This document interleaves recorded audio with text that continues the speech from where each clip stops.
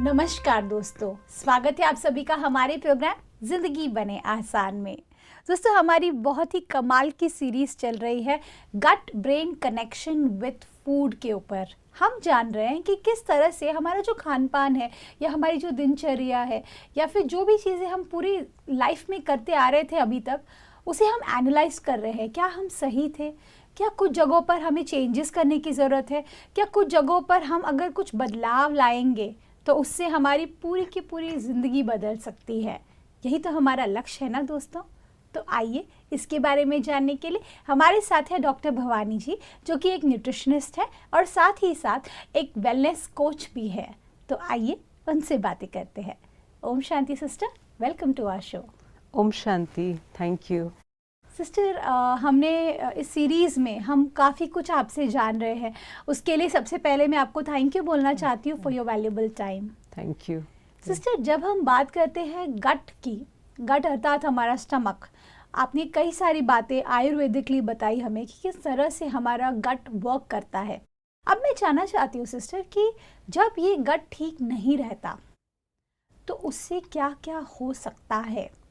क्योंकि जब हम बात करें मेंटल हेल्थ की, उसके बारे में तो बहुत कुछ आजकल सुनने को मिल रहा है कि हमें डिप्रेशन में नहीं, कभी भी जो व्यक्ति जाते हैं उन्हें कैसे रिकवर करना है, क्या करना है, मेंटली मेडिटेशन करना है, बहुत सारी चीज़ें बताई जा रही है। लेकिन गट से related we don't know as yet. So आप प्लीज़ हमें बता सकते हैं कि उससे क्या क्या हो सकता है? गट से रिलेटेड तो मेन जो बीमारी नहीं, जो मेन कॉमन प्रॉब्लम्स, जैसे पहले भी मैंने कहा था जी कि एसिडिटी, कॉन्स्टिपेशन और ब्लोटिंग जी और गैस्ट्रिक प्रॉब्लम, ये कॉमन है। फिर धीरे धीरे जब इसको हम ठीक नहीं करते हैं तो ये लाइफस्टाइल डिजीज़ेस में पहुंच जाता है। जैसे डायबिटीज़ है, हाइपरटेंशन है, आर्थराइटिस है, जॉइंट पेन है, ऐसी बहुत सारी बीमारियां हैं। फिर हम उस पर भी जब वर्क नहीं करते, उस पर भी ध्यान नहीं देते, तो ये पहुंच जाता है फिर एंग्जाइटी, डिप्रेशन, फियर, इस लेवल पे। Okay. तो आप समझ रहे हैं ना, बात शुरू कहाँ से हुई थी? रॉन्ग ईटिंग हैबिट्स से। राइट। और उस पे हमने वर्क नहीं किया, हमने अपने फूड पे वर्क नहीं किया, तो धीरे धीरे से ये सारे पेट के प्रॉब्लम्स आने लगे। और Right. क्योंकि हमारा गट और ब्रेन दोनों कनेक्टेड है, मतलब जिसको हम कहते हैं गट को सेकेंड ब्रेन, और गट और हमारा जो ब्रेन है ये दोनों में दोस्ती है। तो एक अगर बीमार हुआ तो दूसरा भी बीमार हुआ। Right. तो ये पूरा एक तरह से विशियस साइकिल बन गया। True. समझ रहे? True. अब यहाँ पे मैं एक और चीज़ आपके साथ शेयर करना चाहूँगी Please. जो बहुत इंटरेस्टिंग भी है। तो हमारे ब्रेन में एक पार्ट होता है जिसको एमिगडाला कहते हैं। Okay. और उसको थोड़ा एमिगडाला हाईजैक भी कहा जाता है। तो ये एमिगडाला हाईजैक है क्या?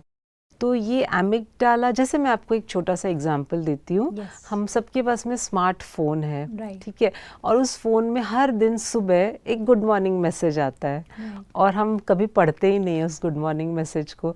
वहाँ पे एक फ्लावर जब दिखता है तो पता चल जाता है ये गुड मॉर्निंग मैसेज है, और हम उसको फटाफट फॉरवर्ड कर देते हैं। अच्छे अच्छे उसमें क्या कहते हैं, नोट होते हैं, कोट्स होते हैं, पर हम ध्यान नहीं देते, हम उसको फॉरवर्ड कर देते हैं। लेकिन जैसे ही हमारे फ़ोन में एक नेगेटिव कंटेंट आया, कुछ भी हो सकता है, वो कोई टेक्स्ट हो या फिर कोई वीडियो हो या कुछ भी हो, न्यूज़ हो, तो हम उसको बहुत ध्यान से पढ़ते हैं। और पढ़ने के बाद हम उसको फॉरवर्ड करते हैं 10-12 लोगों को, और फॉरवर्ड करने के बाद हम उस कंटेंट के बारे में सोचते हैं, फिर डिस्कस करते हैं एक दो के साथ में। अब इसमें होता क्या है कि ये नेगेटिव चीज़ है और हम सोच भी रहे हैं उसके बारे में, डिस्कस भी कर रहे हैं, तो हमारा एमिगडाला जो है ये एक तरह से एक्टिवेट हो जाता है। मतलब एमिगडाला को रियल और अनरियल के बीच का डिफरेंस पता नहीं है। तो अगर आप बार बार कुछ नेगेटिव सोच रहे हो, जैसे एक छोटा एग्जांपल देती हूँ कि स्कूल से बच्चे के घर आने का टाइम 1 बजे दोपहर को है, और 1:05 हो गया, 5 से 7 मिनट हुआ, फिर 10 मिनट हुआ, 10 मिनट मैक्सिमम, और उन 10 मिनट्स में हमारे थॉट इतने, उस माँ के थॉट इतने नेगेटिव हो जाते हैं। ऐसा भी हो सकता है कि स्कूल से लेट छुट्टी हुई हो, लेकिन वो बहुत सारी नेगेटिव चीज़ें सोचने लगती है, बस को ये हो गया, बच्चे को ये हो गया। अब इसको कहते हैं एमिगडाला को एक्टिवेट करना, क्योंकि उसे पता नहीं है कि रियल क्या है और अनरियल क्या है।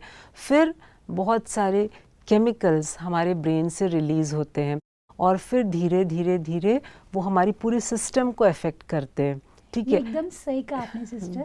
और इसी पे वो होता है, सबसे बड़ा कनेक्शन क्या होता है कि उसकी ना हमको आदत हो जाती है, आदत हो जाती है। बिकॉज देन अगर कुछ नहीं भी गलत हो रहा होगा ना, यस, कई बार तो मैंने ये तक देखा है और सुना है मैंने एक रिसर्च में कि आप अगर कंटिन्यूस, अगर आप बैक टू बैक अगर आपको नेगेटिव सोचने की आदत हो गई है तो कहीं ना कहीं आप उसे इनवाइट करते हैं। यस, अगर नहीं हो और बहुत खुशी का मोमेंट हो हाँ। तो भी आप उसमें कुछ बुरा ढूंढ रहे होते Yes, हैं कि correct. शायद कुछ, अरे कहीं ये ना हो जाए, ये इतना ना हो सब कुछ जाए, अच्छा। हाँ, और हाँ। कुछ लोग तो ये भी बोलते हैं कि अगर इतना सब अच्छा कैसे हो सकता है मेरी हाँ, लाइफ में, ये correct. तक बिलीफ आ गया है आजकल Yes. तो। और दूसरी भी एक बात होती है, बहुत अच्छा चल रहा है, बहुत खुश है, तो कहीं नजर न लग जाए। नजर, ओ यस, मैं कैसे भूल गई, एब्सोल्युटली राइट। Yes, हाँ। तो ये सब होने की वजह से क्या होता है, हमारा इतना हम बार बार ये सारी नेगेटिव चीज़ें सोचते रहते हैं तो हमारा एमिगडाला एक्टिवेट होता है। अब एक डायबिटीज़ पे हम लोगों ने रिसर्च किया था, तो उसमें ये देखा गया कि जो डायबिटिक है, मैं सिर्फ, वैसे तो सारी लाइफस्टाइल डिजीज़ेस पर ये इम्प्लीमेंट होता है, जी। बट क्योंकि हम लोगों ने रिसर्च डायबिटिक लोगों पे किया था, तो डायबिटिक पर्सन जो होता है उसके ना शुगर लेवल्स अप डाउन होते हैं। कैसे पता है? अच्छा। जब वो जैसे ही कुछ ऐसा सिचुएशन, मतलब कुछ ऐसा पास्ट में हुआ है उसकी लाइफ में, सचमुच जी। बहुत बुरा हुआ है, ऐसा नहीं कि वो कुछ झूठ बोल रहा है, सचमुच उसकी लाइफ में कुछ बुरा हुआ है, और जैसे ही वो सोचता है उस बात को, सोचते ही उसके मन में एक सैडनेस क्रिएट होने लगता है, वो पास्ट की फीलिंग्स, राइट। ठीक है, और उससे फिर उसके शुगर लेवल अप डाउन होते रहते हैं। ओह। तो मतलब हर एक, अभी किसी को समझो हाइपरटेंसिव है कोई, और उसको एक ऐसा कुछ मोमेंट याद आ गया जो बहुत दर्दनाक था उसके लिए, तो इमीडिएटली उसको गुस्सा आया तो उसकी बीपी बढ़ेगी, सब कुछ पता है। ये हम लोग का, एक तो कहते हैं ना हाइपरटेंसिव हो तो फिर भाई सोडियम कम कर दो, Right. वेट कम कर दो, फिर ऑयली स्टफ मत खाओ, वो तो है ही, वो तो इम्पोर्टेंट है हमारे गट के लिए, जी। But at the same time हमारे थॉट्स क्या है वो भी देखना पड़ेगा। Absolutely. तो ये पूरा देखो, हम जब होलिस्टिक हेल्थ कहते हैं तो वो एक चीज़ पर नहीं हम फोकस कर रहे, पूरा ओवरऑल हमें हेल्थ को देखना बिल्कुल, पड़ता है। बिल्कुल। तो मैं तो रिक्वेस्ट करूंगी ऑडियंस से कि इतने नेगेटिव या इतने वेस्ट थॉट्स को न लेके बैठे कि हम अपने एमिगडाला को बार बार एक्टिवेट कर रहे हैं और फिर वो हमें और बीमार कर रहा है। बिल्कुल। सिस्टर, जब हम बात करते हैं पैटर्न्स की, पैटर्न्स एक बहुत बड़ा रोल प्ले करता है अगर आप एक बैलेंस लाइफ जीना चाहते हैं। Pattern in what way? जब हम देखिए, दो पैटर्न एक ऐसी चीज़ है जो हेल्दी भी हो सकती है आपके लिए और हानिकारक भी हो सकती है। मतलब like pattern and habit is similar. Suppose अगर मैं हैबिट है मेरी कि मुझे सुबह उठते साथ ही गर्म पानी पीना है, प्रॉपर जो भी, मतलब जो भी मेरे डाइट के अंदर में ड्राई फ्रूट्स खाने हैं, उबाल करके उसको भिगो करके प्रॉपर करके, ये भी एक पैटर्न है, एक हैबिट है। और दूसरी तरफ एक हैबिट है कि मुझे उठते साथ फाफड़ा जलेबी खाना है, या फिर समोसे खाना है, या उठते साथ ही मुझे कुछ फ्राइड खाना है, या छोले भटूरे खाना है। That is also a pattern and this is also a pattern. इन दोनों ही सूरतों में हम अपने गट को कुछ दे रहे होते हैं, राइट, जो इंट्रोड्यूस कर रहे होते हैं अर्ली मॉर्निंग। ऐसे में अगर वो हमारी हैबिट बन चुकी है और अब हम सबको पता है कि क्या इसमें से हानिकारक है और क्या नहीं है, तो क्या करना चाहिए जिससे ये पैटर्न ब्रेक हो? ओके, बहुत अच्छा सवाल है। Thank you. हैबिट और पैटर्न के बारे में जो कह रहे हैं, तो हैबिट में एक बात कहना चाहूँगी, हैबिट चाहे वो गुड हो या बैड, हम बच्चों को सिखाते हैं ना गुड हैबिट्स, ये Right. करना चाहिए, ब्रश करो सुबह उठ के। तो हैबिट कोई भी हो, गुड हो चाहे बैड, अगर हम जैसी हैबिट फॉर्म करना शुरू करते वो हमें तकलीफ देती है। Right. मैं अपना एग्जाम्पल देती हूँ आपको हंसी आएगी। मुझे बहुत आदत है सुबह उठ करके जूस पीना, फ्रूट्स खाना ब्रेकफास्ट में, मुझे सालों से आदत है यही मेरी, या फिर स्मूदी लेना, तो ये मेरा रूटीन है। जैसे ही मैं ट्रैवल करती हूँ, कहीं जाती हूँ, तो पॉसिबल नहीं है, क्योंकि फ्रूट्स भी मैं ऐसे ही उठा के नहीं खा लेती, क्योंकि मैं उसको पानी में सोक करके, बहुत सारे फैक्टर्स होते हैं। Right. तो हम हर लेवल पे अगर सोचे, मतलब कंटामिनेशन हो या स्पिरिचुअल हो, तो जब बाहर ट्रैवल करते हैं तो ये डिफ़िकल्ट होता है। अब मुझे हैबिट हो गई है कि मैं सुबह उठूंगी, 1 गिलास पानी, 2-3 गिलास पानी पीऊंगी, फिर जूस पीना है, फिर मुझे स्मूदी पीना है, उसके बाद में थोड़ा सा फ्रूट, और मेरा जो लंच टाइम है वो 10:30 से 11 के बीच का है। अब ये सब हैबिट है, अब ये गुड हैबिट है, Right. लेकिन ये हैबिट भी भारी पड़ता है क्योंकि Right. ट्रैवलिंग में हम इसको नहीं इस कर पर फॉलो सकते। नहीं कर पाते।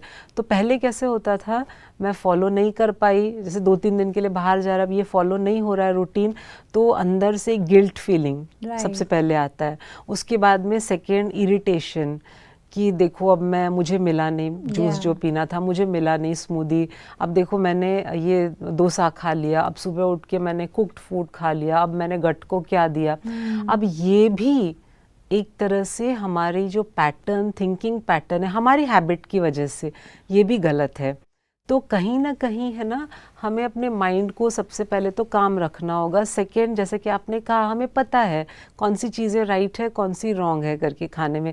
लेकिन एक बात कहना चाहूँगी, सुबह जो ब्रेकफास्ट, अभी देखो ब्रेकफास्ट का कंसेप्ट भी ना बड़ा फनी है। Right. क्योंकि कहा जाता है कि eat breakfast should be king like, Yeah. और फिर ऐसे कुछ मुझे हाँ, झट से भी याद नहीं मतलब आ रहा है वो। आपको एकदम ग्रैंड ब्रेकफास्ट करना है, फिर थोड़ा कम खाना है, लंच और लास्ट में डिनर, सबसे हाँ कम। एकदम पॉपर की तरह Right. होना चाहिए, ऐसे Right. कहा जाता है। तो अगर हम इसको थोड़ा सा, अगर हम ध्यान से इस बात को समझें, क्योंकि लोग क्या करते हैं, ब्रेकफास्ट शुड बी हैवी करके सुबह उठते साथ में पूरी आलू, डोसा, मसाला डोसा, मतलब ऐसी चीज़ें जो हैवी हैवी होती है खाते और वो हैं। भी एक मील नहीं रहता है sister. If you are travelling and आप अगर होटल्स में खा रहे हैं तो पूरा बुफे सिस्टम रहता है। करेक्ट। उसके अंदर there are so many so meals. Many, yes. तो आप डोसा भी ले लिए, आपने ब्रेड जैम भी ले लिया, आपने साथ में कुकीज ले लिए, ब्राउनीज ले लिए, टू मच।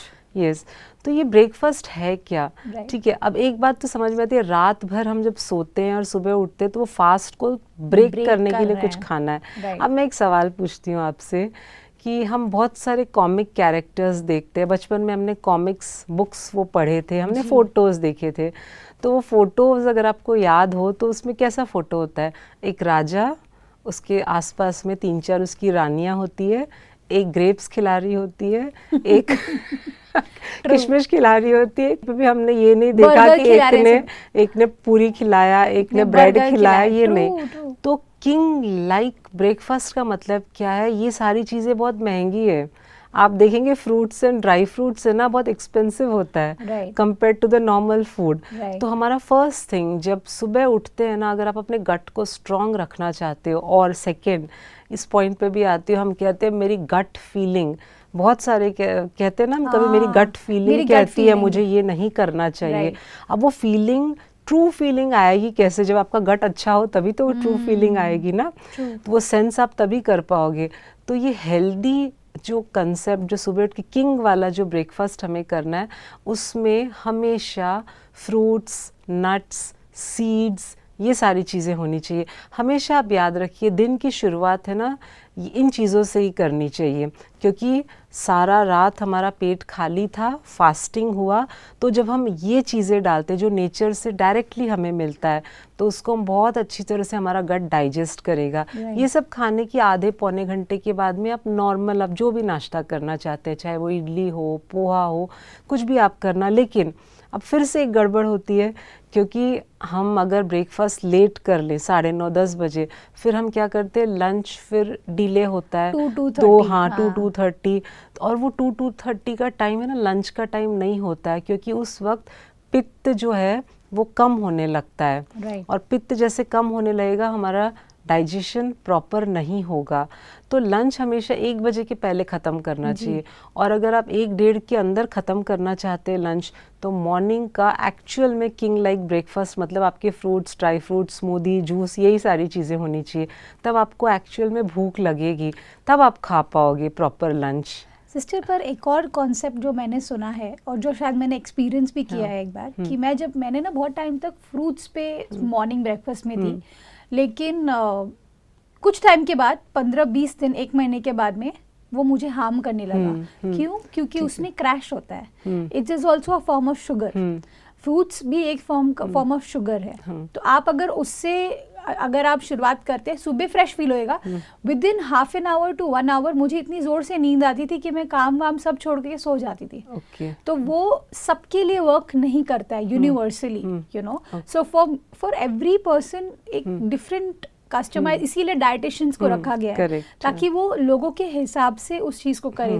तो हम ये ऑडियंस को बोलना चाहेंगे कि आप किसी डाइटिशियन को भी अप्रोच करें, न्यूट्रिशनिस्ट जैसे आप हैं, ऐसे लोगों को जब अप्रोच करते हैं तो पता चलता है कि everything is not universal. Yes, correct, क्योंकि मेरे को बहुत बहुत बुरी तरीके का क्रैश होता था उसके बाद में, तो शायद कुछ लोग को भी हो सकता है। हो सकता है, क्योंकि वो बॉडी टाइप पे भी डिपेंड करती है। Absolutely. जैसे अभी पित्त जिनका बहुत हाई है और उनको फ्रूट्स दो तो पेट को कुछ चाहिए सॉलिड सा, तो वो नहीं कर पा, वो डाइजेस्ट नहीं होगा, उनको और तकलीफ होगी। लेकिन हम अगर थोड़ा सा स्टार्टिंग ऑफ द डे कुछ सोक्ड नट्स अगर ले लेते हैं, या एक फ्रूट भी अगर थोड़ा ले लेते हैं 8, सवा 8 या 7:30 से 8 के बीच में, फिर अगर हम ब्रेकफास्ट करते हैं तो वो आपको अच्छी तरह से सूट होगा। And of course customized diet तो होता ही है, बट एक जनरल अगर बोलने जाए तो इस तरह से दिन की शुरुआत करेंगे तो आपका गट हेल्थ भी अच्छा रहेगा। ब्यूटीफुल सिस्टर, जब हम बात करते हैं डाइट की या फिर किसी भी तरीके के खान पान की जो हमारे शरीर के अंदर जाता है,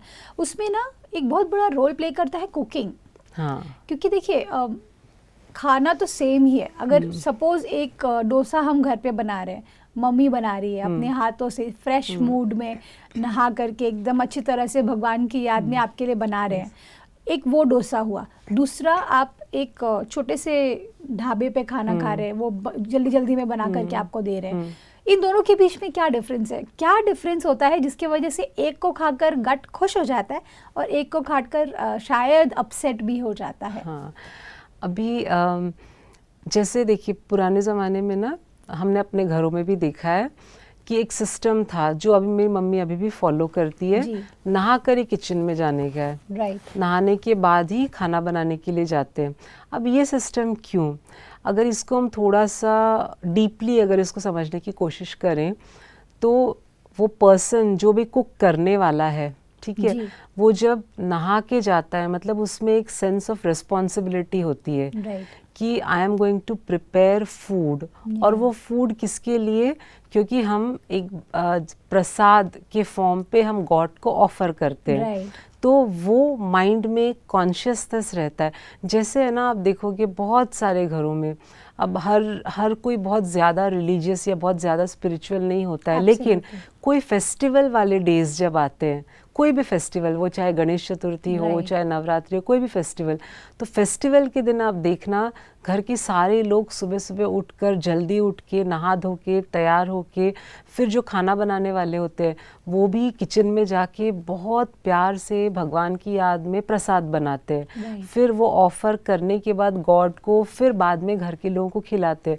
तो फेस्टिवल के दिनों में आप देखना जो सिंपल सा हलवा पूरी घर में बनाया उसको बहुत टेस्ट आता है। वो किस लिए आया? नंबर 1, जिस पर्सन ने उसको बनाया बहुत कॉन्शियसली बनाया है कि आज पूजा है या आज फेस्टिवल है तो मुझे ऑफर करना है गॉड को, तो वो कॉन्शियसनेस में वो पूरा उसका माइंड एकदम कॉन्शियस था, अवेयरनेस था, तो उस स्टेज में बनाया है, ठीक है।